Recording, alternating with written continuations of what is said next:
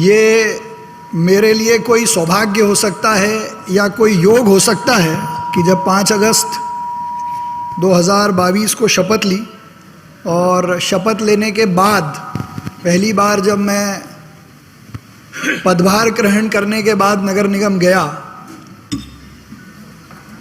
तो डिस्कशन के लिए, चर्चा के लिए जो पहली फाइल मेरे पास लाई गई, इसलिए मैं कह रहा हूँ ये कोई योग हो सकता है, कोई सौभाग्य हो सकता है, वो थी हुकुमचंद मील के मज़दूरों की और उस ज़मीन के निराकरण को करके कोर्ट में वर्षों से लंबित प्रकरण को हल कराकर MOU बनाने की।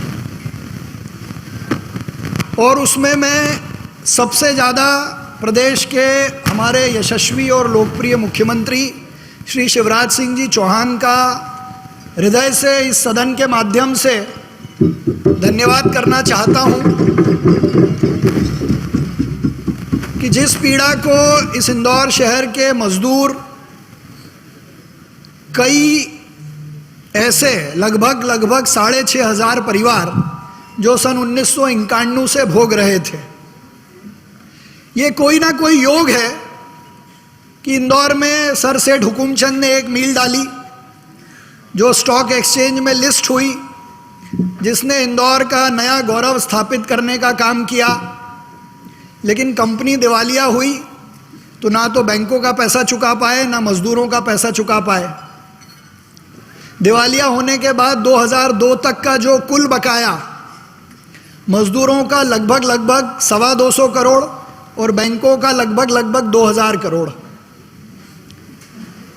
तो इसको चुकाने का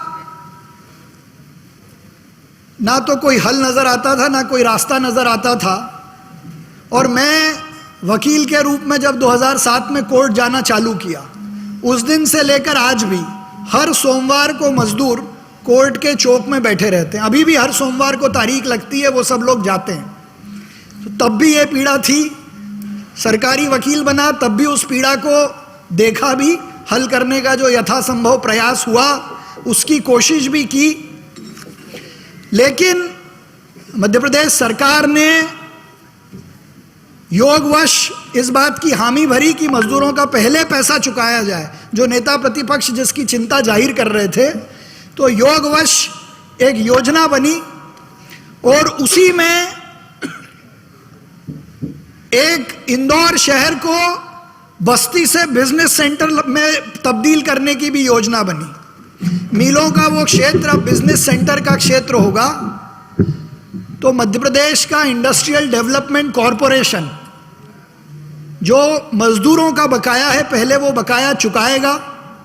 बकाया चुकाने के बाद वहां पर IT पार्क बनाया जाएगा। IT पार्क डेवलप होने से जितना पैसा आएगा उसमें बैंकों का बकाया सेटल करने के बाद यदि कुछ पैसे बचते हैं तो उस पर भी नगर निगम का 50% अधिकार रहेगा। साथ ही एक सिटी फॉरेस्ट भी इस एरिया में डेवलप किया जाएगा।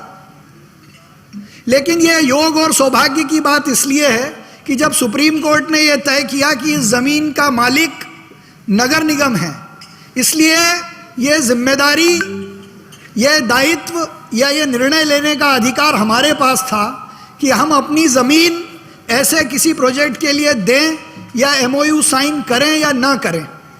अब मुझे विश्वास है कि इस प्रस्ताव को कोर्ट भी एक्सेप्ट करेंगे। इसको करने के पहले हमने मजदूरों से भी बात की। जिन 2 वकीलों का नाम जीतू यादव जी ने लिया, वो मजदूरों का प्रतिनिधित्व करते हैं, उनके साथ भी इसकी सहमति होने के बाद ये प्रस्ताव किया गया है।